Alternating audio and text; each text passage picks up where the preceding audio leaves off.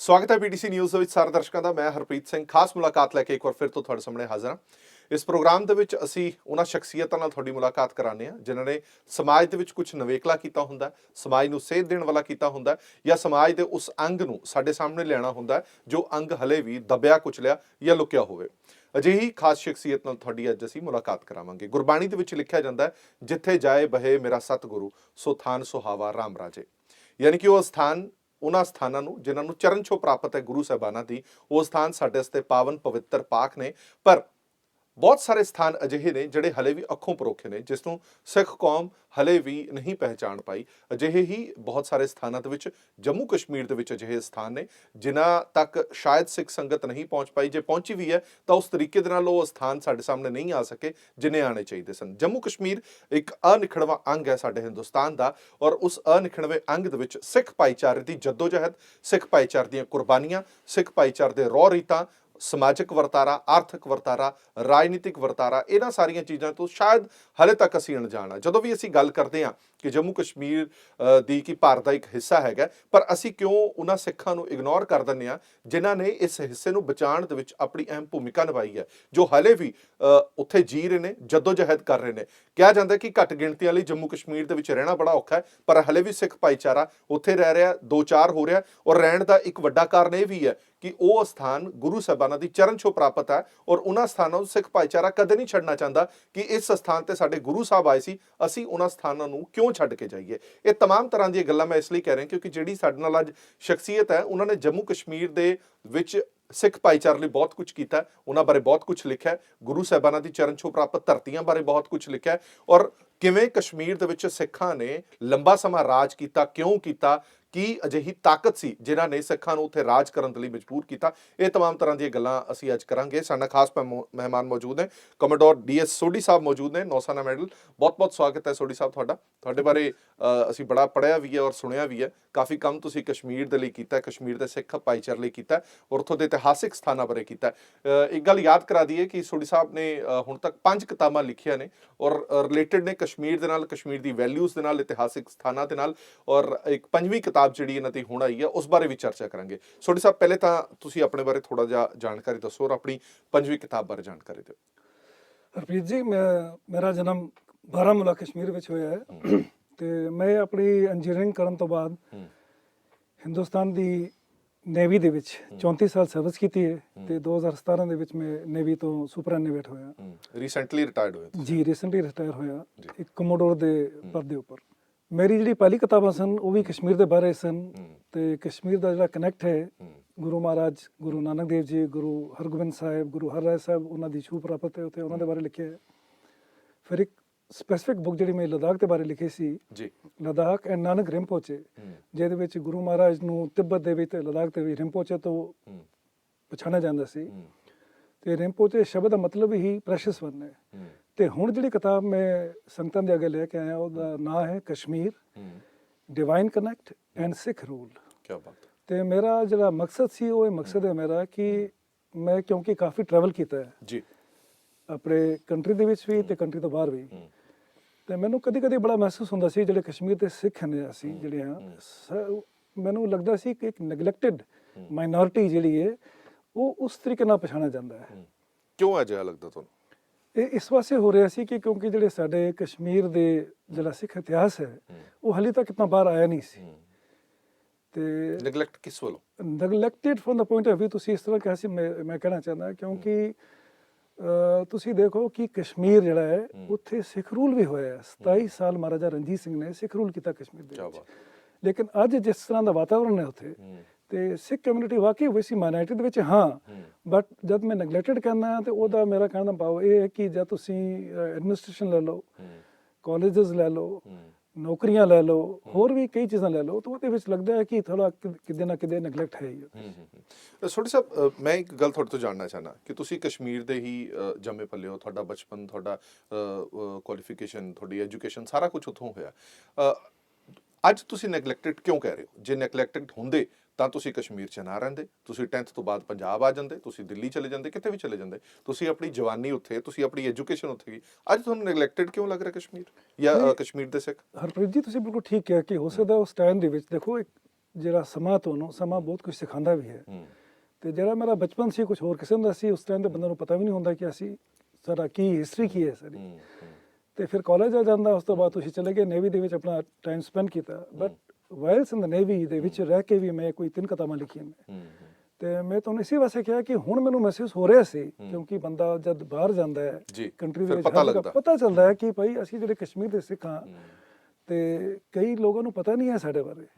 ਲੋਕਾਂ ਨੂੰ ਇਹ ਵੀ ਨਹੀਂ ਪਤਾ ਸੀ ਕਿ ਜਿਹੜੀ ਕਸ਼ਮੀਰ ਦੀ ਧਰਤੀ ਸੂਫੀ ਸੇਂਟਸ ਦੀ ਧਰਤੀ ਹੈ। ਇਹਨੂੰ ਕਹਿੰਦੇ ਨੇ ਲੈਂਡ ਆਫ ਰਿਸ਼ੀਜ਼, ਸੂਫੀ ਸੇਂਟਸ। ਤੇ ਇੱਥੇ ਸਾਡੇ ਗੁਰੂ ਮਹਾਰਾਜ ਜੀ ਉਹਨਾਂ ਦੀ ਛੂਹ ਪ੍ਰਾਪਤ ਹੈ।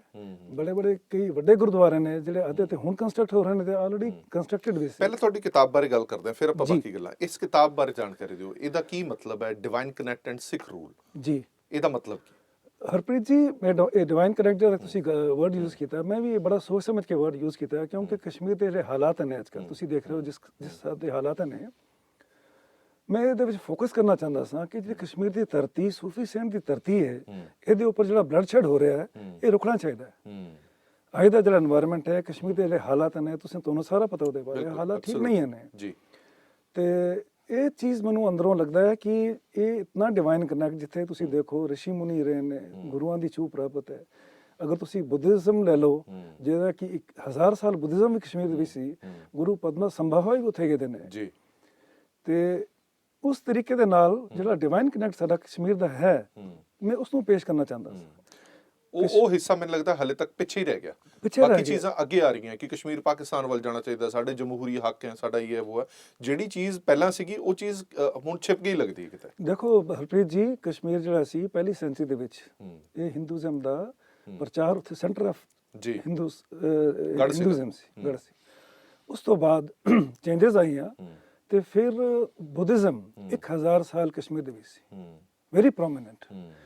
ਇਨਫੈਕਟ 4th ਜਿਹੜੀ ਉਹਨਾਂ ਦੀ ਕਨਵੈਨਸ਼ਨ ਹੋਈ ਸੀ, Buddhism convention, that was held, world convention I'm talking about, 4th world convention on Buddhism, ਇੱਕ ਸ਼੍ਰੀਨਗਰ ਦੇ ਵਿੱਚ ਇੱਕ ਜਗ੍ਹਾ ਹੈ ਹਾਰਵਾਨ, ਉੱਥੇ ਹੋਈ ਸੀ। ਅੱਛਾ। ਤੇ ਬੁੱਧਿਜ਼ਮ ਤੋਂ ਬਾਅਦ ਫਿਰ ਕਸ਼ਮੀਰ ਸ਼ਿਵਾਇਜ਼ਮ ਰਿਵਾਇਵ ਹੋਇਆ। ਕਸ਼ਮੀਰ ਰਿਵਾਇਜ਼ਮ ਜਿਹੜਾ ਹਿੰਦੂ ਫੇਥ ਹੈ, ਇਹ ਵੀ ਰਿਵਾਇਵ ਹੋਇਆ ਸੀ ਜੀ। ਤੇ ਉਸ ਤੋਂ ਬਾਅਦ 13th ਸੈਂਚਰੀ ਆਨਵਰਡਸ ਕਸ਼ਮੀਰ ਦੇ ਵਿੱਚ ਫਿਰ ਇਸਲਾਮ ਜਿਹੜਾ ਸੀ ਉਹ ਸਪਰੈਡ ਹੋਇਆ। ਤੇ so far as Sikhism is concerned, ਤੇ ਮੈਂ ਉਹੀ ਚੀਜ਼ ਅੱਗੇ ਲਈ ਹੈ ਕਿ ਗੁਰੂ ਨਾਨਕ ਦੇਵ ਜੀ ਮਹਾਰਾਜ ਨੇ ਵੀ ਕਸ਼ਮੀਰ ਦੀ ਯਾਤਰਾ ਕੀਤੀ ਹੈ। ਤੇ ਸਿੱਖੀਜ਼ਮ ਜਿਹੜਾ ਸ਼ੁਰੂ ਹੁੰਦਾ ਕਸ਼ਮੀਰ ਦੇ ਵਿੱਚ, ਉਹ ਗੁਰੂ ਨਾਨਕ ਦੇਵ ਜੀ ਨਾਲ ਕਨੈਕਟ ਹੋ ਜਾਂਦਾ ਹੈ, ਕਿਉਂਕਿ ਉਹਨਾਂ ਨੇ ਮਟਨ ਦੇ ਵਿੱਚ ਬ੍ਰਹਮਦਾਸ ਜੀ ਦੇ ਨਾਲ ਵੀ ਡਿਸਕੋਰਸਸ ਉਹਨਾਂ ਨੇ ਕੀਤੇ ਸਨ। ਬ੍ਰਹਮਦਾਸ ਜੀ ਨੇ ਉਹਨਾਂ ਬੜੇ ਸਵਾਲ ਪੁੱਛੇ ਸਨ ਤੇ ਬੜੇ ਡਿਫਿਕਲਟ ਕੁਐਸਚਨ ਵੀ ਪੁੱਛੇ ਸਨ, ਤੇ ਮਹਾਰਾਜ ਨੇ ਜਿਹੜੇ ਆਨਸਰ ਦਿੱਤੇ ਨੇ ਉਹ they are integral part of Shri Guru Granth Sahib. ਕੀ ਬਾਤ ਹੈ।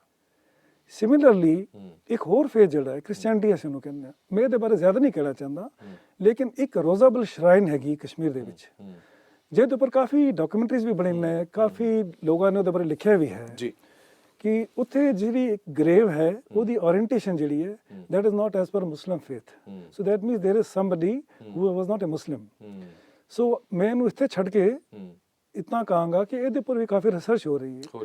ਤੇ ਅਗਰ ਤੁਸੀਂ ਫਿਰ ਕਸ਼ਮੀਰ ਨੂੰ ਦੇਖ ਲਓ, ਅਸੀਂ ਹਿੰਦੂਇਜ਼ਮ ਦੀ ਗੱਲ ਹੀ ਕਰ ਰਹੇ ਹਾਂ, ਬੁੱਧਿਜ਼ਮ ਦੀ ਗੱਲ ਕਰ ਰਹੇ ਹਾਂ, ਇਸਲਾਮ ਦੀ ਗੱਲ ਕਰ ਰਹੇ ਹਾਂ, ਸਿੱਖੀਜ਼ਮ ਦੀ ਗੱਲ ਕਰ ਰਹੇ ਹਾਂ, ਕ੍ਰਿਸਚੀਅਨਟੀ ਦੀ ਗੱਲ ਕਰ ਰਹੇ ਹਾਂ, ਤੇ ਇੱਕ ਬੜਾ ਹੀ ਕੁਝ ਡਿਵਾਈਨ ਕਨੈਕਟ ਹੈ। ਮਹਾਰਾਜਾ ਰਣਜੀਤ ਸਿੰਘ ਦੇ ਨਾਲ ਕਿਵੇਂ ਜੋੜ ਕੇ ਦੇਖਦੇ ਹੋ ਤੁਸੀਂ? ਮਹਾਰਾਜਾ ਰਣਜੀਤ ਸਿੰਘ ਦੇ ਨਾਲ ਜਿਹੜਾ ਕਨੈਕਟ ਹੈ ਕਸ਼ਮੀਰ ਦਾ, ਐਕਚੁਅਲੀ ਜਿਹੜੀ ਕਸ਼ਮੀਰ ਦੀ ਧਰਤੀ ਹੈ, ਇੱਥੇ ਜਿਹੜਾ ਪਹਿਲਾ ਫੋਰਨ ਇਨਵੇਜਨ ਹੋਇਆ ਹੈ ਉਹ ਸੀ ਮੁਗਲਸ। ਕਸ਼ਮੀਰ ਦੀ ਧਰਤੀ ਦੇ ਉੱਪਰ ਕਿਸੇ ਫੋਰਨਰ ਨੇ ਜਿਹੜਾ ਆ ਕੇ ਇਨਵੇਜਨ ਕੀਤਾ, ਉਹ ਮੁਗਲਸ ਦੇ ਟਾਈਮ ਤੋਂ ਹੋਇਆ, ਇਨ 1586। ਠੀਕ ਹੈ। ਦੈਟ ਇਜ਼ ਦ ਟਾਈਮ ਜਦ ਮੁਗਲਾਂ ਨੇ ਆ ਕੇ ਉੱਥੇ ਰੂਲ ਸ਼ੁਰੂ ਕਰ ਦਿੱਤਾ। ਤੇ ਮੁਗਲ ਰੂਲ ਜਿਹੜਾ ਸੀ, ਕਸ਼ਮੀਰ ਦੇ ਲੋਕ ਮੁਗਲ ਰੂਲ ਤੋਂ ਖੁਸ਼ ਨਹੀਂ ਸਨ। ਤੇ ਮੁਗਲ ਰੂਲ ਤੋਂ ਬਾਅਦ ਉੱਥੇ ਇੱਕ ਹੋਰ ਰੂਲ ਆਇਆ ਸੀ, ਅਫਗਾਨ ਰੂਲ। ਅਫਗਾਨ ਰੂਲ ਵੀ ਇੱਕ ਚੰਗਾ ਰੂਲ ਨਹੀਂ ਸੀ। ਤੇ ਅਫਗਾਨ ਰੂਲ ਤੇ ਜਿਹੜੇ ਲੋਕ ਜਦ ਤੰਗ ਆ ਗਏ ਸਨ ਉੱਥੇ, ਤੇ ਉਹਨਾਂ ਨੇ ਫਿਰ ਉਹਨਾਂ ਦੇ ਵਿੱਚ ਇੱਕ ਕਸ਼ਮੀਰੀ ਪੰਡਤ ਸੀ ਬੀਰਬਲ ਧਰ, ਉਹ ਮਹਾਰਾਜਾ ਰਣਜੀਤ ਸਿੰਘ ਕੋਲ ਲਾਹੌਰ ਗਏ ਸੀ, ਤੇ ਉਹਨਾਂ ਨੂੰ ਕਹਿਣ ਲੱਗੇ ਕਿ ਸਾਨੂੰ ਲੋੜ ਹੈ ਕਿ ਜਿਹੜੇ ਕਸ਼ਮੀਰ ਦੇ ਲੋਕ ਨੇ, ਤੁਸੀਂ ਇੱਥੇ ਆ ਕੇ ਸਾਨੂੰ ਬਚਾਓ। ਤੇ ਮਹਾਰਾਜਾ ਰਣਜੀਤ ਸਿੰਘ ਦਾ ਜਿਹੜਾ ਕਨੈਕਟ ਆ ਜਾਂਦਾ ਕਸ਼ਮੀਰ ਦੇ ਨਾਲ, ਉਹ ਐਕਚੁਅਲੀ 4 ਇਨਵੇਜਨ ਹੈਗੇ। ਸਭ ਤੋਂ ਪਹਿਲੇ 1812 ਵਿੱਚ ਇੱਕ ਫਤਿਹ ਖਾਨ ਸੀ, ਉਹਨੇ ਮਹਾਰਾਜਾ ਰਣਜੀਤ ਸਿੰਘ ਨੂੰ ਰਿਕੁਐਸਟ ਕੀਤੀ ਸੀ ਕਿ he wanted to go and conquer Kashmir. ਤੇ ਉਹਨੂੰ ਇਹ ਵੀ ਪਤਾ ਸੀ ਕਿ ਜਿਸ ਹਿਸਾਬ ਦੀ ਟਰੇਨ ਹੈਗੀ ਉੱਥੇ, ਉਹ ਇਕੱਲਾ ਉਹ ਕੰਮ ਨਹੀਂ ਕਰ ਸਕਦਾ। ਉਹਨੇ ਮਹਾਰਾਜਾ ਰਣਜੀਤ ਸਿੰਘ ਨੂੰ ਅਪਰੋਚ ਕੀਤਾ ਸੀ ਤੇ ਕਹਿਣ ਲੱਗਾ ਕਿ ਮੈਨੂੰ ਤੁਹਾਡੀ ਹੈਲਪ ਚਾਹੀਦੀ ਹੈ। ਤੇ ਜਿਹੜੀ ਹਿਸਟਰੀ ਸਾਡੀ ਕਹਿੰਦੀ ਹੈ ਉਹ ਹਿਸਟਰੀ ਵਿੱਚ ਇਹ ਲਿਖਿਆ ਹੈ ਕਿ ਸ਼ਾਹ ਸ਼ੁਜਾ ਜਿਹੜਾ ਸੀ ਇੱਕ ਅਫਗਾਨ ਰੂਲਰ, ਹੀ ਵਾਸ ਇੰਪ੍ਰਿਜ਼ਨਡ। ਓਕੇ। ਉੱਥੇ ਸ਼੍ਰੀਨਗਰ ਦੇ ਵਿੱਚ ਇੰਪ੍ਰਿਜ਼ਨ ਸੀ। ਉਹਦੀ ਜਿਹੜੀ ਵਾਈਫ ਸੀ ਵਫਾ ਬੇਗਮ, ਉਹ ਮਹਾਰਾਜਾ ਰਣਜੀਤ ਸਿੰਘ ਦੇ ਉਹਨਾਂ ਦੇ ਕੋਲ ਆ ਕੇ ਉਹਨਾਂ ਨੇ ਲਿੱਤਾ ਸੀ ਆਪਣਾ। ਤੇ ਕੋਹਿਨੂਰ ਹੀਰਾ ਜਿਹੜਾ ਹੈ ਉਹ ਵਫਾ ਬੇਗਮ ਦੇ ਕੋਲ ਸੀ। ਤੇ ਇਹ ਹਿਸਟਰੀ ਮੈਂ ਤੁਹਾਨੂੰ ਦੱਸ ਰਿਹਾ, ਜਿਹੜੀ ਕਈ ਕਿਤਾਬਾਂ ਇਵੈਂਟਸ ਦੇ ਵਿੱਚ ਲਿਖਿਆ ਗਿਆ। ਤੇ ਉਹਨਾਂ ਨੇ ਫਿਰ ਮਹਾਰਾਜਾ ਰਣਜੀਤ ਸਿੰਘ ਨੂੰ ਰਿਕੁਐਸਟ ਕੀਤੀ ਸੀ ਕਿ ਅਗਰ ਤੁਸੀਂ ਸ਼ਾਹ ਸ਼ੁਜਾ ਨੂੰ ਰਿਲੀਜ਼ ਕਰਾਓਗੇ ਤੇ ਮੈਂ ਕੋਹਿਨੂਰ ਹੀਰਾ ਜਿਹੜਾ ਤੁਹਾਨੂੰ ਦੇ ਦਾਂਗੀ। ਤੇ ਇਸ ਵਾਸਤੇ ਮਹਾਰਾਜਾ ਰਣਜੀਤ ਸਿੰਘ ਨੇ ਜਦ ਫਤਿਹ ਖਾਨ ਨੇ ਉਹਨਾਂ ਨੂੰ ਅਪਰੋਚ ਕੀਤਾ ਤੇ 12,000 ਫੋਰਸਿਸ ਉਹਨਾਂ ਨੇ ਮੋਹਕਮ ਚੰਦ ਸੀ, ਦੀਵਾਨ ਮੋਹਕਮ ਚੰਦ, ਉਹਨਾਂ ਦੇ ਨਾਲ ਭੇਜੇ ਸਨ ਕਸ਼ਮੀਰ। ਤੇ ਉਹਨਾਂ ਨੂੰ ਸਿਰਫ ਇਤਨਾ ਕੀਤਾ ਸੀ ਕਿ ਜਿਹੜਾ ਸਾਡਾ ਰੋਲ ਹੈ ਉਹ ਇਹ ਰੋਲ ਹੈ ਕਿ ਸ਼ਾਹ ਸ਼ੁਜਾ ਨੂੰ ਫ੍ਰੀ ਕਰਕੇ ਵਾਪਸ ਲੈ ਕੇ ਆ ਜਾਓ।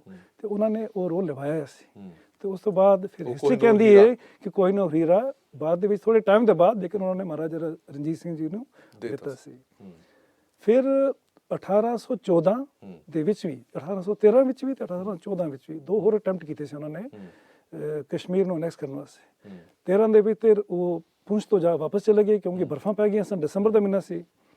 14 ਵਿੱਚ ਜਿਹੜੀ ਕਸ਼ਮੀਰੀ ਸਿੱਖ ਫੋਰਸਿਸ ਸਨ ਉਹ ਸ਼ੁਪਈਆਂ ਇੱਕ ਜਗ੍ਹਾ ਹੈਗੀ ਕਸ਼ਮੀਰ ਦੇ, ਉੱਥੇ ਤੱਕ ਗਈਆਂ ਸਨ ਲੇਕਿਨ ਸ਼੍ਰੀਨਗਰ ਨਹੀਂ ਇਨਵੇਟ ਕਰ ਪਾਈਆਂ, ਵਾਪਸ ਆਉਣਾ ਪਿਆ ਉਹਨਾਂ ਨੂੰ। ਫਾਈਨਲੀ 1819 ਦੇ ਵਿੱਚ ਮਹਾਰਾਜਾ ਰਣਜੀਤ ਸਿੰਘ ਨੇ ਇਹਨਾਂ ਦੇ 3 ਡਿਵਾਈਡ ਕੀਤੀ ਆਪਣੇ ਜਿਹੜੀ ਫੋਰਸਿਸ ਨੇ ਉਹਨਾਂ ਨੂੰ। ਤੇ ਉਸ ਦੇ ਵਿੱਚ ਮਿਸਰ ਚੰਦ ਜਿਹੜੇ ਸਨ, ਦੀਵਾਨ ਮਿਸਰ ਚੰਦ, ਉਹਨਾਂ ਦੇ ਨਾਲ ਸ਼ਾਮ ਸਿੰਘ ਅਟਾਰੀ, ਹਰੀ ਸਿੰਘ ਨਲਵਾ, ਕਾਲੀ ਫੂਲਾ ਸਿੰਘ, ਇਹ ਪੂਰਾ ਇੱਕ ਅਲੱਗ ਇੱਕ ਉਹਨਾਂ ਦਾ ਪੂਰਾ ਕੰਟੀਜੈਂਟ ਸੀ। ਇਹ ਗਿਆ ਸੀ।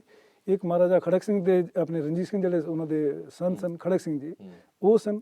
ਤੇ ਮਹਾਰਾਜਾ ਰਣਜੀਤ ਸਿੰਘ ਜੀ ਦੀ ਤੀਸਰਾ ਕੰਟੀਜੈਂਟ ਲੈ ਕੇ ਵਜ਼ੀਰਾਬਾਦ ਦੇ ਵਿੱਚ ਵੇਟ ਕਰ ਰਹੇ ਸਨ as a backup. So as per history it was they started ਇਨ ਅਪ੍ਰੈਲ। 3 ਜੁਲਾਈ ਨੂੰ ਉਹਨਾਂ ਨੇ ਕਸ਼ਮੀਰ ਨੂੰ ਅਨੈਕਸ ਕਰ ਦਿੱਤਾ ਸੀ, ਫਤਿਹ ਕਰ ਲਿਆ ਸੀ।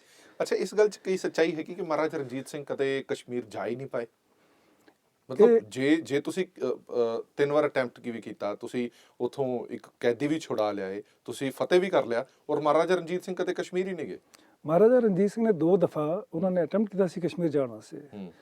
ਜੰਮੂ ਤੱਕ ਵੀ ਗਏ ਨੇ ਤੇ ਉਹ ਵੀ ਮਹਾਰਾਜਾ ਰਣਜੀਤ ਸਿੰਘ ਦਾ ਜੰਮੂ ਕਨੈਕਟ ਇੱਕ ਟੈਂਪਲ ਦੇ ਨਾਲ, ਉਹ ਵੀ ਹਿਸਟਰੀ ਵਿੱਚ ਰਿਕਾਰਡਡ ਹੈਗੀ। ਪੁਰਮੰਡਲ ਇੱਕ ਟੈਂਪਲ ਹੈ ਜਿੱਥੇ ਮਹਾਰਾਜਾ ਰਣਜੀਤ ਸਿੰਘ ਗਏ ਸਨ।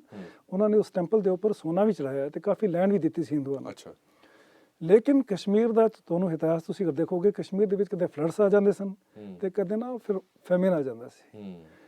ਤੇ ਜਦ ਪ੍ਰਿੰਸ ਸ਼ੇਰ ਸਿੰਘ 1932 ਵਿੱਚ 1832 ਵਿੱਚ ਕਸ਼ਮੀਰ ਸਨ ਤੇ ਮਹਾਰਾਜਾ ਰਣਜੀਤ ਸਿੰਘ ਜੰਮੂ ਪੁੱਜੇ। ਉਸੇ ਰਸਤੇ ਦੇ ਤਰਫੋਂ ਪੁਸ਼ ਦੇ ਤਰਫੋਂ ਜਾਣਾ ਚਾਹੁੰਦੇ ਸੀ ਤੇ ਉਹਨਾਂ ਨੂੰ ਇਹ ਖਬਰ ਆ ਗਈ ਸੀ ਕਿ ਕਸ਼ਮੀਰ ਦੇ ਵਿੱਚ ਫੈਮਿਨ ਆ ਗਿਆ ਤੇ ਉਹ ਫਿਰ ਵਾਪਸ ਚਲੇ ਗਏ ਸੀ। ਫਿਰ ਉਹਨਾਂ ਨੇ ਮਹਾਰਾਜਾ ਰਣਜੀਤ ਸਿੰਘ ਦਾ, ਕਿਉਂਕਿ ਬੜਾ ਉਹਨਾਂ ਦਾ ਚਾਅ ਸੀ ਕਿ ਮੈਂ ਕਸ਼ਮੀਰ ਕਿਸ ਤਰ੍ਹਾਂ ਦੇਖਾਂਗਾ, ਉਹਨਾਂ ਨੇ ਫਿਰ ਜਿਹੜੇ ਨੈਕਸਟ ਗਵਰਨਰ ਸਨ ਕਰਨਲ ਮੀਆਂ ਸਿੰਘ ਜੀ, ਉਹਨਾਂ ਨੇ ਇੱਕ ਸੁਨੇਹਾ ਭੇਜਿਆ ਸੀ ਕਿ ਐਸਾ ਕਦੇ ਹੋਏਗਾ ਕਿ ਮੈਂ ਵੀ ਕਸ਼ਮੀਰ ਦੇਖ ਪਾਂਗਾ। ਮੈਂ ਕਸ਼ਮੀਰ ਦੇ ਬਾਰੇ ਇਤਨਾ ਕੁਝ ਸੁਣਿਆ ਹੈ ਤੇ ਕਸ਼ਮੀਰ ਦਾ ਜਿਹੜਾ ਗ੍ਰੀਨ ਟਰਫ ਹੈ, ਕਸ਼ਮੀਰ ਦੇ ਵਿੱਚ ਜਿਹੜੇ ਐਲੀਮੈਂਟਸ ਤੇ ਹੁੰਦੇ ਬਲੌਜ਼ਮ ਕਰਦੇ ਨੇ, ਬੜਾ ਸੋਹਣਾ ਵੀ ਹੁੰਦਾ ਹੈ, ਤੇ ਉਹ ਦੇਖ ਪਾਂਗਾ ਕਿ ਨਹੀਂ ਦੇਖ ਪਾਂਗਾ। ਇਹ ਮਹਾਰਾਜਾ ਰਣਜੀਤ ਸਿੰਘ ਨੇ ਚਿੱਠੀ ਲਿਖੀ? ਜੀ ਚਿੱਠੀ ਲਿਖੀ ਸੀ, recorded history I am talking, ਉਹਦੇ ਬਾਰੇ ਗੱਲ ਕਰ ਰਹੇ ਹਾਂ।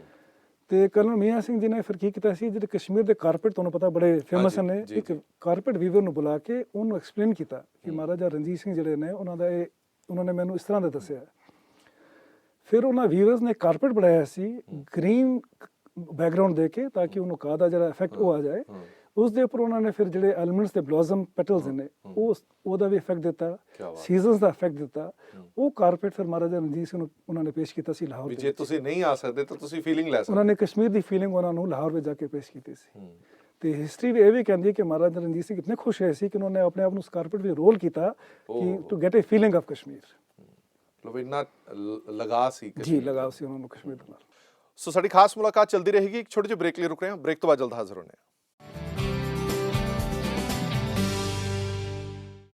ਬ੍ਰੇਕ ਤੋਂ ਬਾਅਦ ਦਰਸ਼ਕਾਂ ਦਾ ਇੱਕ ਵਾਰ ਫਿਰ ਤੋਂ ਸਵਾਗਤ ਹੈ। ਸਾਡਾ ਖਾਸ ਸ਼ਖਸੀਅਤ ਡੀਐਸ ਸੋਢੀ ਸਾਹਿਬ ਮੌਜੂਦ ਨੇ ਜਿਹੜੇ ਬੜੀ ਹੀ ਸੁਚੱਜੀ ਜਾਣਕਾਰੀ ਸਾਡੇ ਨਾਲ ਸਾਂਝੀ ਕਰ ਰਹੇ ਨੇ। ਕੁੱਲ ਮਿਲਾ ਕੇ ਜੇ ਹਿਸਟੋਰੀਕਲ ਇਤਿਹਾਸਿਕ ਜੀ, ਗੁਰਦੁਆਰਿਆਂ ਜੀ, ਦੀ ਗੱਲ ਜੀ। ਕੀਤੀ ਜਾਵੇ, ਕਸ਼ਮੀਰ ਦੇ ਵਿੱਚ, ਜੰਮੂ ਕਸ਼ਮੀਰ ਦੋਵਾਂ ਦੇ ਵਿੱਚ ਜੀ ਜੀ ਕਿੰਨੇ ਗੁਰਦੁਆਰੇ ਨੇ ਜਿਨ੍ਹਾਂ ਨੂੰ ਹਰਪ੍ਰੀਤ ਚਰਨ ਜੀ, ਛੋਹ ਪ੍ਰਾਪਤ ਹੈ ਦੇਖੋ ਗੁਰੂ ਹਰਪ੍ਰੀਤ ਸਾਹਿਬਾਨ ਜੀ, ਤੁਸੀਂ ਅਗਰ ਸਿਰਫ ਹਿਸਟੋਰੀਕਲ ਗੁਰਦੁਆਰਿਆਂ ਦੀ ਗੱਲ ਕਰਦੇ ਹੋ ਤਾਂ ਇੱਕ ਤੇ ਚਰਨ ਛੋਹ ਪ੍ਰਾਪਤ ਹੈ, ਦੂਸਰੀ ਜਿਹੜੇ ਗੁਰਦੁਆਰੇ ਜਿਹੜੇ ਕਨੈਕਟਡ ਨੇ with regard to preaching of Sikh religion. ਤੇ ਤੁਸੀਂ ਲਦਾਖ ਤੋਂ ਸ਼ੁਰੂ ਕਰੋ, ਬਿਕਾਜ਼ ਗੁਰੂ ਨਾਨਕ ਦੇਵ ਜੀ ਲਦਾਖ ਤੋਂ ਉਹਨਾਂ ਨੇ ਐਂਟਰ ਕੀਤਾ ਸੀ, ਕੈਲਾਸ਼ ਮਾਨਸਰੋਵਰ ਦੀ ਉਹਨਾਂ ਨੇ ਜੀ। ਜਦ ਕਰਕੇ ਥਰੂ ਲਦਾਖ ਜੰਮੂ ਕਸ਼ਮੀਰ ਐਂਟਰ ਕੀਤਾ ਸੀ। ਅੱਜ ਸਾਡੇ ਦੋ ਗੁਰਦੁਆਰੇ ਨੇ ਲਦਾਖ ਦੇ ਵਿੱਚ, ਇੱਕ ਗੁਰਦੁਆਰਾ ਹੈ ਕਰਗਲ ਦੇ ਵਿੱਚ ਜੀ ਜਿਹੜੇ ਕਿ ਗੁਰੂ ਨਾਨਕ ਦੇਵ ਜੀ ਦੇ ਪਹਿਲੀ ਪਾਤਸ਼ਾਹ ਦੇ ਗੁਰਦੁਆਰੇ ਨੇ। ਉਸ ਤੋਂ ਬਾਅਦ ਗੁਰੂ ਮਹਾਰਾਜ ਸਕਰਦੂ ਚਲੇ ਗਏ ਸੀ, ਸਕਰਦੂ ਵਜ਼ੀਰਿਸਤਾਨ ਹੋ ਕੇ ਫਿਰ ਵਾਪਸ ਉਹਨਾਂ ਨੇ ਐਂਟਰ ਕੀਤਾ ਸੀ ਕਸ਼ਮੀਰ ਦੇ ਵਿੱਚ। ਸ਼੍ਰੀਨਗਰ ਦੇ ਵਿੱਚ ਗੁਰੂ ਨਾਨਕ ਦੇਵ ਜੀ ਦੇ ਗੁਰਦੁਆਰੇ ਨੇ, ਅਵੰਤੀਪੁਰ ਦੇ ਵਿੱਚ, ਬੀਜ ਬਿਹਾਰ ਦੇ ਵਿੱਚ, ਮਟਨ ਹੈ, ਅਨੰਤਨਾਗ ਹੈ, ਇਹ ਉਹ ਗੁਰਦੁਆਰੇ ਇਹ ਨੇ ਸਾਰੇ ਗੁਰੂ ਨਾਨਕ ਦੇਵ ਜੀ ਦੇ ਗੁਰੂ ਨਾਨਕ ਦੇਵ ਜੀ ਦੇ ਛੂਹ ਪ੍ਰਾਪਤ ਕਸ਼ਮੀਰ ਦੇ ਵਿੱਚ ਹੈ। ਕਿਆ ਬਾਤ। ਉਸ ਤੋਂ ਬਾਅਦ ਗੁਰੂ ਮਹਾਰਾਜ ਅਮਰਨਾਥ ਦੀ ਉਹਨਾਂ ਨੇ ਵੀ ਉੱਥੇ ਵੀ ਗਏ ਨੇ, ਉਧਰੋਂ ਕਿਸ਼ਤਵਾੜ ਰਿੱਝ ਆਉਂਦਾ ਹੈ, ਉਹ ਕ੍ਰਾਸ ਕਰਕੇ ਕਿਸ਼ਤਵਾੜ ਵੀ ਗਏ ਨੇ, ਕਿਉਂਕਿ ਕਿਸ਼ਤਵਾੜ ਦੇ ਵਿੱਚ 3-4 ਯਾਤਰਾ ਹੁੰਦੀਆਂ ਨੇ ਹਿੰਦੂਜ਼ ਦੀ, ਮਛੇਲ ਦੀ ਯਾਤਰਾ ਹੁੰਦੀ ਹੈ। ਉਹਨਾਂ ਗੁਰੂ ਮਹਾਰਾਜ ਉਹ ਰੂਟ ਲੈ ਕੇ ਫਿਰ ਉੱਥੋਂ ਇੱਕ ਜਗ੍ਹਾ ਆਉਂਦੀ ਹੈ ਪਾਂਗੀ, ਹਿਮਾਚਲ ਦੇ ਵਿੱਚ, ਉਹ ਐਂਟਰ ਕਰ ਗਏ ਸੀ। ਪਾਂਗੀ ਤੋਂ ਫਿਰ ਵਾਪਸ ਗੁਰੂ ਮਹਾਰਾਜ ਭੱਦਰਵਾ ਜਿਸ ਨੂੰ ਅਸੀਂ ਕਹਿੰਦੇ ਆ ਕਸ਼ਮੀਰ ਦੇ ਵਾਪਸ ਉੱਥੇ ਆਏ, ਉੱਥੋਂ ਹੁੰਦੇ ਹੋਏ ਚਨੈਣੀ, ਇੱਕ ਜਗ੍ਹਾ ਸਾਡੀ ਆਉਂਦੀ ਹੈ ਰਾਮਨਗਰ ਜੀ ਉਧਮਪੁਰ ਦੇ ਵਿੱਚ, ਤੇ ਉੱਥੇ ਇੱਕ ਜਗ੍ਹਾ ਹੈ ਸ਼ੇਰ ਮੰਜਲਾ ਜੀ, ਮੈਂ ਉਸ ਜਗ੍ਹਾ ਤੇ ਆਪੋ ਗਿਆ, ਉੱਥੇ ਗੁਰਦੁਆਰਾ ਸਾਹਿਬ ਸੀ ਤੇ 84 ਦੇ ਦੰਗਿਆਂ ਦੇ ਵਿੱਚ ਉੱਥੇ ਦੇ ਜਿਹੜਾ ਗੁਰਦੁਆਰਾ ਸਾਹਿਬ ਸੀ ਉਹਨੂੰ ਸ਼ਹੀਦ ਕਰ ਦਿੱਤਾ ਹੈ। ਅੱਜ ਵੀ ਲੀਗਲ ਬੈਟਲ ਚੱਲ ਰਹੀ ਹੈ ਕਿ ਉਹ ਗੁਰਦੁਆਰਾ ਰੀਕਨਸਟਰਕਟ ਕੀਤਾ ਜਾਏ, ਕਿਉਂਕਿ ਗਵਰਨਮੈਂਟ ਕਹਿੰਦੀ ਸੀ ਜਿਹੜੇ ਗੁਰਦੁਆਰੇ 84 ਦੇ ਦੰਗੇ ਵਿੱਚ ਖਤਮ ਹੋ ਹੋਏ ਗਏ ਨੇ ਉਹਨਾਂ ਨੂੰ ਗਵਰਨਮੈਂਟ ਜਿਹੜੀ ਹੈ ਉਹ ਰੀਕਨਸਟਰਕਟ ਕਰੇਗੀ। ਕਰੇਗੀ। ਤੇ ਉਹ ਗੁਰਦੁਆਰਾ ਸਾਹਿਬ ਉੱਥੇ ਦੇ ਜਿਹੜੇ ਲੋਕ ਨੇ, ਮੈਂ ਆਪਣੀ ਪਹਿਲੀ ਜਿਹੜੀ ਕਿਤਾਬ ਸੀ ਮੇਰੀ historical Sikh science of Jammu and Kashmir, ਉਹਦੇ ਵਿੱਚ ਫੋਟੋਗ੍ਰਾਫਸ ਵੀ ਦਿੱਤੇ ਨੇ, ਨਿਸ਼ਾਨ ਸਭ ਲੱਗਿਆ ਸੀ, ਉਹ ਵੀ ਦੱਸਿਆ ਹੈ। ਉੱਥੇ ਦੇ ਕਈ ਲੋਕ ਜਿਹੜੇ ਕਿ ਹੁਣ ਵੀ ਕਹਿੰਦੇ ਨੇ ਕਿ ਮਰਦਾਨਾ ਦੀ ਰਬਾਬ ਹੈ ਉਹਨਾਂ ਦੇ ਕੋਲ ਹੈ, ਕਿਆ ਬਾਤ। But that is historical, somebody has to prove it। But ਉਹ ਰਬਾਬ ਦੇ ਦਰਸ਼ਨ ਮੈਂ ਵੀ ਕੀਤੇ ਨੇ, ਤੇ ਮੈਂ ਆਪਣੀ ਕਿਤਾਬ ਦੇ ਵਿੱਚ ਉਹਦੀ ਫੋਟੋ ਵੀ ਲਗਾਈ ਹੈ, but that needs to be correlated। ਅੱਛਾ, ਇੱਕ ਗੱਲ ਤੁਹਾਡੀ ਸਾਹਿਬ ਮੈਨੂੰ ਦੱਸੋ, ਮੈਨੂੰ ਖੁਦ ਮਤਲਬ ਪੱਤਰਕਾਰੀ ਕਰਦੇ ਆ 14-15 ਸਾਲ ਹੋ ਗਏ ਨੇ, ਮੈਨੂੰ ਕਸ਼ਮੀਰ ਦੇ ਗੁਰਦੁਆਰਾ ਸਾਹਿਬਾਨਾਂ ਬਾਰੇ ਤਾਂ ਪਤਾ ਸੀ, ਸ਼ਾਇਦ ਇੰਨਾ ਨਹੀਂ ਪਤਾ ਸੀ ਜਿੰਨਾ ਤੁਸੀਂ ਜਾਣਕਾਰੀ ਦੱਸ ਰਹੇ ਹੋ। ਇਹ ਗੱਲਾਂ ਬਾਹਰ ਕਿਉਂ ਨਹੀਂ ਆਈਆਂ? ਕਿਉਂਕਿ ਬੜੇ ਸਾਰੇ ਇਤਿਹਾਸਿਕ ਜਿਨ੍ਹਾਂ ਨੂੰ ਚਰਨ ਛੋਹ ਪ੍ਰਾਪਤ ਹੈ, ਜਿਵੇਂ ਹੁਣ ਕਰਤਾਰਪੁਰ ਸਾਹਿਬ ਪਾਕਿਸਤਾਨ, ਅਸੀਂ ਸਾਰੇ ਕਹਿ ਰਹੇ ਹਾਂ ਕਿ ਬਹੁਤ ਚੰਗਾ ਹੋਇਆ, ਅਸੀਂ ਦਰਸ਼ਨ ਦਿਦਾਰੇ ਕਰਾਂਗੇ, ਪਰ ਜਿਹੜੇ ਗੁਰਦੁਆਰਾ ਸਾਹਿਬਾਨ ਸਾਡੇ ਮੁਲਕ ਦੇ ਵਿੱਚ ਨੇ, ਕਸ਼ਮੀਰ ਦੇ ਵਿੱਚ ਨੇ, ਉਹਨਾਂ ਬਾਰੇ ਇੰਨੀ ਅਵੇਅਰਨੈਸ ਕਿਉਂ ਨਹੀਂ ਆ ਪਾਈ? ਹਰਪ੍ਰੀਤ ਜੀ, ਮੈਂ ਇਹੋ ਉਪਰਾਲਾ ਮੈਂ ਕਰ ਰਿਹਾ ਕਿ ਸਾਡੇ ਜੰਮੂ ਕਸ਼ਮੀਰ ਦੇ ਵਿੱਚ, ਲਦਾਖ ਜੰਮੂ ਕਸ਼ਮੀਰ ਦੇ ਵਿੱਚ ਇਤਨੇ ਹਿਸਟੋਰੀਕਲ ਗੁਰਦੁਆਰੇ ਨੇ, ਤੇ ਸੰਗਤਾਂ ਜਦ ਜਾਂਦੀਆਂ ਨੇ, ਲੋਕ ਕਨੈਕਟ ਕਰਦੇ ਨੇ ਕਸ਼ਮੀਰ ਨੂੰ ਗੁਲਮਰਗ ਦੇ ਨਾਲ, ਪਹਿਲਗਾਮ ਦੇ ਨਾਲ। ਮਗਰ ਮੈਂ ਤੁਹਾਨੂੰ ਇਹ ਵੀ ਦੱਸਣਾ ਚਾਹੁੰਦਾ ਕਿ ਹੁਣ ਮੈਂ ਲਾਸਟ 10-12 ਸਾਲ ਤੋਂ ਇਹ ਵੀ ਦੇਖ ਰਿਹਾ ਕਿ ਜਿਹੜੇ ਵੀ ਕੋਈ ਸਿੱਖ ਸੰਗਤ ਜਾਂ ਹੋਰ ਵੀ ਸੰਗਤਾਂ ਜਾਂਦੀਆਂ ਨੇ, ਉਹ ਕਈ ਜਗ੍ਹਾ ਜਦ ਜਾਂਦੇ ਨੇ, ਗੁਲਮਰਗ ਕਹਿ ਲਓ ਜਾਂ ਪਹਿਲਗਾਮ ਕਹਿ ਲਓ, ਪਹਿਲਗਾਮ ਦੇ ਵਿੱਚ ਰਸਤੇ ਵਿੱਚ ਥੋੜਾ ਮਟਨ ਆਉਂਦਾ ਹੈ, ਗੁਰਦੁਆਰਾ ਸਾਹਿਬ, ਤੇ ਹੁਣ ਲੋਕਾਂ ਨੇ ਸ਼ੁਰੂ ਕਰ ਦਿੱਤਾ ਹੈ ਕਿ ਗੁਰਦੁਆਰਿਆਂ ਵਿੱਚ ਜਾ ਕੇ ਉੱਥੇ ਵੀ ਜਾ ਕੇ ਪਿਲਗ੍ਰਿਮੇਜ ਕਰਦੇ ਨੇ। ਸਿਮਿਲਰਲੀ ਮੈਨੂੰ ਲੱਗਦਾ ਹੈ ਕਿ ਇਹ ਟਾਈਮਿੰਗ ਬਹੁਤ ਵਧੀਆ ਹੈ। 550 ਸਾਲਾ ਜਦੋਂ ਅਸੀਂ ਗੁਰੂ ਨਾਨਕ ਦੇਵ ਜੀ ਦੀ ਜਯੰਤੀ ਮਨਾ ਰਹੇ ਹਾਂ, ਤਾਂ ਉਸ ਵੇਲੇ ਅਸੀਂ ਉਹਨਾਂ ਸਥਾਨਾਂ ਤੇ ਦਰਸ਼ਨ ਦਿਦਾਰੇ ਜ਼ਰੂਰ ਕਰੀਏ ਜਿਨ੍ਹਾਂ ਦੀ ਚਰਨ ਛੋਹ ਪ੍ਰਾਪਤ ਹੈਗੀ ਗੁਰੂ ਸਾਹਿਬਾਨ। ਹਰਪ੍ਰੀਤ ਜੀ, ਮੇਰੀ ਤੁਹਾਡੇ ਅੱਗੇ ਇਹ ਰਿਕੁਐਸਟ ਹੈ ਕਿ ਸਾਡਾ ਫਰਜ਼ ਬਣਦਾ ਹੈ ਕਿ ਅਸੀਂ ਨਾ ਕਿ ਵਿਦਨ ਦਾ ਕੰਟਰੀ, ਇਨ ਦਾ ਇੰਟਰਨੈਸ਼ਨਲ ਕਮਿਊਨਿਟੀ, ਆਊਟਸਾਈਡ ਇੰਡੀਆ, ਅਸੀਂ ਕੋਸ਼ਿਸ਼ ਕਰੀਏ, ਉਪਰਾਲਾ ਕਰੀਏ ਕਿ ਜਿਹੜਾ 550 ਸਾਲ ਅਸੀਂ ਮਨਾਉਣ ਜਾ ਰਹੇ ਹਾਂ, ਇਹਦੇ ਵਿੱਚ ਅਸੀਂ ਜਿਹੜੇ ਹਿਸਟੋਰੀਕਲ ਗੁਰਦੁਆਰੇ ਨੇ ਜੰਮੂ ਕਸ਼ਮੀਰ ਦੇ, ਇਹਨਾਂ ਨੂੰ ਸੰਗਤਾਂ ਦੇ ਸਾਹਮਣੇ ਲੈ ਕੇ ਆਈਏ, ਤੇ ਇਸ ਵਾਸਤੇ ਸਾਨੂੰ ਤੁਹਾਡੀ ਵੀ ਜ਼ਰੂਰਤ ਹੈ। ਗੁਰਦੁਆਰਾ ਸਾਹਿਬਾਨਾਂ ਦੀ ਹਾਲਤ ਕਿਸ ਤਰ੍ਹਾਂ? ਕਿਉਂਕਿ ਜਦੋਂ ਅਸੀਂ ਗੱਲ ਕਰਦੇ ਹਾਂ ਕਿ ਜਿਹੜੇ ਦੂਰ ਦਰਾਡੇ ਇਲਾਕੇ ਹੁੰਦੇ ਨੇ, ਜਿੱਥੇ ਸਿੱਖ ਕਮਿਊਨਿਟੀ ਘੱਟ ਹੈਗੀ ਹੈ, ਜਾਂ ਉੱਥੇ ਆਰਥਿਕ ਹਾਲਾਤ ਐਵੇਂ ਦੇ ਨਹੀਂ ਹੁੰਦੇ ਕਿ ਗੁਰਦੁਆਰੇ ਦੀ ਸਾਂਭ ਸੰਭਾਲ ਉਸ ਤਰੀਕੇ ਨਾਲ ਕੀਤੀ ਜਾਂਦੀ ਹੋਵੇ, ਹਾਲਾਂਕਿ SGPC ਜਾਂ DSGMC ਸਮੇਂ-ਸਮੇਂ ਤੇ ਕੋਸ਼ਿਸ਼ ਕਰਦੀ ਰਹਿੰਦੀ ਹੈ, ਪਰ ਫਿਰ ਵੀ ਤੁਸੀਂ ਆਪਣੀ ਕਿਤਾਬ ਦੇ ਵਿੱਚ ਇੱਕ ਵਿਸਥਾਰ ਸਹਿਤ ਇਤਿਹਾਸ ਵੀ ਲਿਖਿਆ ਔਰ ਹਾਲਾਤ ਵੀ ਲਿਖੇ ਨੇ। ਤੁਹਾਡੀ ਜ਼ੁਬਾਨੀ ਮੈਂ ਜਾਣਨਾ ਚਾਹੁੰਦਾ ਕਿ ਗੁਰਦੁਆਰਾ ਸਾਹਿਬਾਨਾਂ ਦੇ ਹਾਲਾਤ ਕਿਵੇਂ ਨੇ? ਹਰਪ੍ਰੀਤ ਜੀ, ਇਹ ਗੱਲ ਬੜੀ ਸੱਚੀ ਹੈ ਕਿ ਜਿਹੜਾ ਸਾਡਾ ਭਾਈਚਾਰਾ ਹੈ ਕਸ਼ਮੀਰ ਦੇ ਵਿੱਚ, ਇਹ ਟੌਪਿਕ ਜਿਹੜਾ ਹੈ, ਅਸੀਂ ਇਸ ਨੂੰ ਕਹਿੰਦੇ ਹਾਂ ਕਸ਼ਮੀਰੀਅਤ ਐਂਡ ਕੰਪੋਜ਼ਿਟ ਕਲਚਰ। ਕਸ਼ਮੀਰੀਅਤ ਜਿਹੜਾ ਵਰਡ ਹੈ, ਇਹ ਕਿਸੇ ਵੀ ਅਕਾਊਂਟ ਦੇ ਵਿੱਚ ਨਹੀਂ ਹੈ, ਇਹ ਵਰਡ ਕਦੇ ਐਗਜ਼ਿਸਟ ਨਹੀਂ ਕਰ ਰਿਹਾ ਸੀ, but some time this word was coined. ਇਸ ਨੂੰ ਫਿਰ ਸਾਡੇ ਜਿਹੜੇ ਪ੍ਰਾਈਮ ਮਿਨਿਸਟਰ ਸਨ ਅਟਲ ਬਿਹਾਰੀ ਵਾਜਪੇਈ ਜੀ, ਉਹਨਾਂ ਨੇ ਵੀ ਕਸ਼ਮੀਰੀਅਤ, ਇਨਸਾਨੀਅਤ, ਜਮਹੂਰੀਅਤ ਦੀ ਗੱਲ ਕੀਤੀ ਸੀ। ਜਿਹੜਾ ਮੋਰ ਰੈਲੀਵੈਂਟ ਚੀਜ਼ ਹੈ ਕਸ਼ਮੀਰ ਦੇ ਵਿੱਚ, ਜਿਸ ਨੂੰ ਮੈਂ ਆਪਣੇ ਨਜ਼ਰੀਏ ਨਾਲ ਸਮਝਦਾ, ਉਹ ਹੈ ਕੰਪੋਜ਼ਿਟ ਕਲਚਰ। ਤੇ ਮੇਰਾ ਕੰਪੋਜ਼ਿਟ ਕਲਚਰ ਦਾ ਕਹਿਣ ਦਾ ਮਤਲਬ ਇਹੋ ਸੀ ਕਿ ਕਸ਼ਮੀਰੀ ਪੰਡਤ ਲੈ ਲਓ, ਸਾਡੇ ਮੁਸਲਿਮ ਭਰਾ ਕਹਿ ਲਓ, ਸਿੱਖ ਕਹਿ ਲਓ, ਅਸੀਂ ਸਾਰੇ ਮਿਲ ਕੇ ਰਹਿੰਦੇ ਸਾਂ। ਤੇ ਅੱਜ ਵੀ ਅਗਰ ਕਿਸੇ ਜਗ੍ਹਾ ਵੀ ਤੁਸੀਂ ਦੇਖ ਲਓ, ਅਗਰ ਸਿੱਖ ਸੰਗਤ ਨਹੀਂ ਪੁੱਛ ਸਕਦੀ ਹੈ, ਜਿਹੜੇ ਸਾਡੇ ਕਸ਼ਮੀਰੀ ਉੱਥੇ ਨੇ ਮੁਸਲਿਮ ਜਿਹੜੇ ਨੇ, ਉਹ ਹਮੇਸ਼ਾ ਕੋਸ਼ਿਸ਼ ਕਰਦੇ ਨੇ ਕਿ ਜਿਹੜੇ ਗੁਰਦੁਆਰੇ ਨੇ ਦੇ ਰਿਮੇਨ ਪ੍ਰੋਟੈਕਟਡ। ਜੀ। ਠੀਕ ਹੈ। ਤੇ ਇੱਕ ਗੱਲ ਹੋਰ ਦੱਸੋ, ਅਸੀਂ ਜਦੋਂ ਵੀ ਕਸ਼ਮੀਰੀ ਸਿੱਖ ਭਰਾਵਾਂ ਦੀ ਗੱਲ ਕਰਦੇ ਹਾਂ ਤਾਂ ਮੈਨੂੰ ਯਾਦ ਹੈ ਕਿ ਉਹਨਾਂ ਦੀਆਂ ਕੁਝ ਮੰਗਾਂ ਨੇ ਜਿਹੜੀਆਂ ਵਾਰ-ਵਾਰ ਉੱਠਦੀਆਂ ਰਹਿੰਦੀਆਂ ਨੇ। ਉਹਨਾਂ ਦੇ ਡੈਲੀਗੇਸ਼ਨ ਕਈ ਵਾਰੀ ਸਰਕਾਰਾਂ ਨੂੰ ਵੀ ਮਿਲ ਚੁੱਕੇ ਨੇ, ਕੇਂਦਰ ਸਰਕਾਰ ਨੂੰ ਮਿਲ ਚੁੱਕੇ ਨੇ। ਉਹਨਾਂ ਦੇ ਵਿੱਚ ਗੱਲ ਅਸੀਂ ਯੂਥ ਦੀ ਕਰੀਏ, ਅਨਐਮਪਲੋਇਮੈਂਟ ਦੀ ਗੱਲ ਕਰੀਏ, ਅਸੀਂ ਹੱਕਾਂ ਦੀ ਗੱਲ ਕਰਦੇ ਹਾਂ, ਕਿਉਂਕਿ ਜਦੋਂ ਕਸ਼ਮੀਰ ਦੇ ਵਿੱਚ ਅਸੀਂ ਕਹਿੰਦੇ ਹਾਂ ਕਿ ਅਸੀਂ ਘੱਟ ਗਿਣਤੀਆਂ ਦੇ ਵਿੱਚ ਹੈਗੇ ਹਾਂ, ਤਾਂ ਸਾਡੇ ਜਿਹੜੇ ਹੱਕ ਨੇ ਉਹ ਪ੍ਰੋਟੈਕਟ ਹੋਣੇ ਚਾਹੀਦੇ ਨੇ, ਜਿਹੜੇ ਨਹੀਂ ਹੋ ਰਹੇ। ਇਸ 'ਚ ਸੱਚਾਈ ਹੈ? ਸੱਚਾਈ ਇਹ ਹਰਪ੍ਰੀਤ ਜੀ, ਮੈਂ ਇੱਕ ਵਰਡ ਯੂਜ਼ ਕਰ ਰਿਹਾ, ਬੜਾ ਬਹੁਤ ਹੀ ਵੇਟ ਹੈ ਇਸ ਵਰਡ ਦੇ ਵਿੱਚ। ਅਸੀਂ ਗੱਲ ਕੀਤੀ ਹੈ ਮਹਾਰਾਜਾ ਰਣਜੀਤ ਸਿੰਘ ਦੀ ਰੋਲ ਦੇ ਬਾਰੇ, ਤੇ ਮੈਂ ਉਹਨੂੰ ਇਸ ਤਰ੍ਹਾਂ ਪੇਸ਼ ਕਰਦਾ ਹਾਂ, ਕਸ਼ਮੀਰ ਆਫ ਦ ਸਿੱਖਸ, ਸਿੱਖਾਂ ਦਾ ਕਸ਼ਮੀਰ ਸੀ, 27 ਸਾਲ ਰੂਲ ਕੀਤਾ। ਅੱਜ ਜਿਹੜਾ ਉਹ ਕਸ਼ਮੀਰ ਹੈ ਉਹ ਇੱਕ ਐਸਾ ਰੀਜਨ ਬਣ ਗਿਆ ਜਿਹਦੇ ਵਿੱਚ ਸਿੱਖ ਕਮਿਊਨਿਟੀ ਜਿਹੜੀ ਹੈ it's a neglected minority. I am using the word neglected minority, ਕਿਉਂਕਿ ਤੁਸੀਂ ਗੱਲ ਕੀਤੀ ਹੈ ਸਾਡੇ ਇੰਪਲੋਇਮੈਂਟ ਦੇ ਬਾਰੇ, ਪ੍ਰਮੋਸ਼ਨਸ ਦੇ ਬਾਰੇ, ਤੇ ਉੱਥੇ ਲੱਗ ਰਿਹਾ ਹੈ ਕਿ ਸਾਨੂੰ ਨੈਗਲੈਕਟ ਕੀਤਾ ਜਾ ਰਿਹਾ ਹੈ। ਸਿੱਖ ਕਮਿਊਨਿਟੀ ਜਿਹੜੀ ਹੈ ਉਹ ਨੈਗਲੈਕਟਡ ਮਾਈਨੋਰਿਟੀ ਹੈ। ਅਗਰ ਤੇ ਗਵਰਨਮੈਂਟ ਕਈ ਸਕੀਮਾਂ ਵੀ ਦਿੰਦੀ ਹੈ ਫॉर द ਮਾਈਨੋਰਿਟੀਜ਼, ਉਹ ਸਿੱਖਾਂ ਤੱਕ ਨਹੀਂ ਪਹੁੰਚਦੀ ਹੈ। ਇਹ ਇੱਕ ਜਿਹੜਾ ਮੇਰਾ ਆਪਣਾ ਨਜ਼ਰੀਆ ਹੈ। ਤੇ ਦੂਸਰਾ ਮੇਰਾ ਇੱਕ ਬੜਾ ਇੰਪੋਰਟੈਂਟ ਜਿਹੜਾ ਮੈਨੂੰ ਲੱਗਦਾ ਹੈ ਕਿ ਅੱਜ ਅਸੀਂ ਸਾਰੇ ਬੜੇ ਫਖਰ ਦੇ ਨਾਲ ਕਹਿੰਦੇ ਹਾਂ ਕਿ ਜੰਮੂ ਕਸ਼ਮੀਰ ਜਿਹੜਾ ਕਸ਼ਮੀਰ ਹੈ ਇਹ ਇੱਕ ਹਿੱਸਾ ਹੈ ਹਿੰਦੁਸਤਾਨ ਦਾ। 1947 ਦਾ ਜਿਹੜਾ ਕਬਾਲੀ ਰੇਡ ਹੋਈ ਹੈ ਉਹਦੇ ਵਿੱਚ ਕਿੰਨੇ ਸਿੱਖਾਂ ਦੀ ਸ਼ਹੀਦੀ ਹੋਈ ਸੀ, ਥਾਊਜ਼ੈਂਡਸ ਦੇ ਵਿੱਚ ਹੈਗੀ। ਕੋਈ ਨਾਂ ਨਹੀਂ ਲੈਂਦਾ ਸਰ।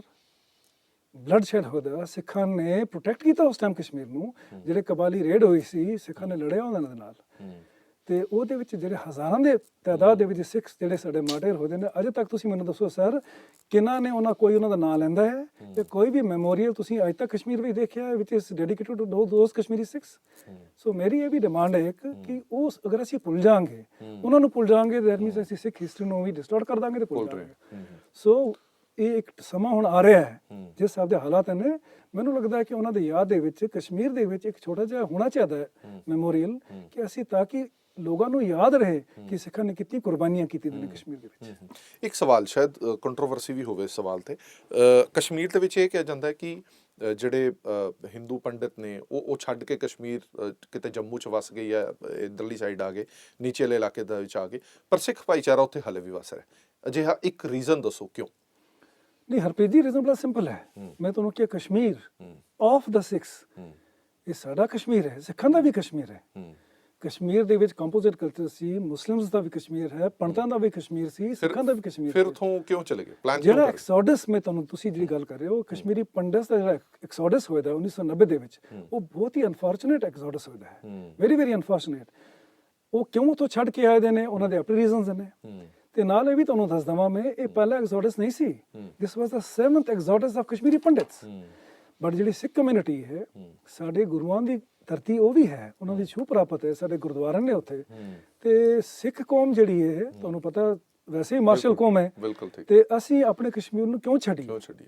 ਉਹ ਸਾਡਾ ਕਸ਼ਮੀਰ ਹੈ, ਤੇ ਅਸੀਂ ਇਸ ਪਾਸੇ ਕਸ਼ਮੀਰ ਜਿਹੜੇ ਸਿੱਖ ਨੇ ਉਹ ਬੜੇ ਸੋਹਣੇ ਤਰੀਕੇ ਨਾਲ ਭਾਈਚਾਰੇ ਦੇ ਨਾਲ ਕਸ਼ਮੀਰ ਵਿੱਚ ਰਹਿ ਰਹੇ ਨੇ। ਡਿਫਿਕਲਟੀਜ਼ ਹੈ ਨੇ, ਡਿਫਿਕਲਟੀਜ਼ ਕਸ਼ਮੀਰ ਦੇ ਵਿੱਚ ਹਰ ਬੰਦੇ ਵਾਸਤੇ, ਚਾਹੇ ਉਹ ਮੁਸਲਿਮ ਹੈ, ਪੰਡਤ ਜਿਹੜੇ ਰਹਿ ਰਹੇ ਨੇ ਥੋੜੇ ਬਹੁਤ, ਜਾਂ ਸਿੱਖ, ਹਰ ਇੱਕ ਬੰਦਾ ਸੇਮ ਪ੍ਰੋਬਲਮ ਫੇਸ ਕਰ ਰਿਹਾ ਹੈ। ਬਹੁਤ ਬਹੁਤ ਧੰਨਵਾਦ ਸੋਢੀ ਸਾਹਿਬ, ਇਹ तमाम ਤਰ੍ਹਾਂ ਦੀ ਜਾਣਕਾਰੀਆਂ, ਸਾਡੀ ਜਾਣਕਾਰੀ ਦੇ ਵਿੱਚ ਵੀ ਬਹੁਤ ਸੋਹਣਾ ਤੁਸੀਂ ਵਾਅਦਾ ਕੀਤਾ, ਔਰ ਅਸੀਂ ਸੰਗਤਾਂ ਤੱਕ ਤੁਹਾਡੀ ਗੱਲ ਜ਼ਰੂਰ ਲੈ ਕੇ ਜਾਵਾਂਗੇ। ਸੋ ਇਸ ਡੀਐਸ ਸੋਢੀ ਸਾਹਿਬ ਜਿਨ੍ਹਾਂ ਨੇ ਬੜੀ ਸੋਹਣੀ ਤੇ ਸੁਚੱਜੀ ਜਾਣਕਾਰੀ ਸਾਡੇ ਨਾਲ ਸਾਂਝੀ ਕੀਤੀ ਹੈ, ਔਰ ਅਸੀਂ ਉਮੀਦ ਕਰਾਂਗੇ ਕਿ ਵੱਧ ਤੋਂ ਵੱਧ ਸੰਗਤ ਜਿਹੜੀ ਹੈ ਚਰਨ ਛੋਹ ਪ੍ਰਾਪਤ ਧਰਤੀਆਂ ਗੁਰੂ ਸਾਹਿਬਾਨਾਂ ਦੀਆਂ, ਉਹਨਾਂ ਤੇ ਨਤਮਸਤਕ ਹੋਣ ਲਈ ਜ਼ਰੂਰ ਪਹੁੰਚਣਗੇ। ਦੇਸ਼ ਦੁਨੀਆ ਦੀ ਬਾਕੀ ਖਬਰਾਂ ਲਈ ਬਣੇ ਰਹੋ PTC ਨਿਊਜ਼ ਦੇ ਨਾਲ। ਧੰਨਵਾਦ।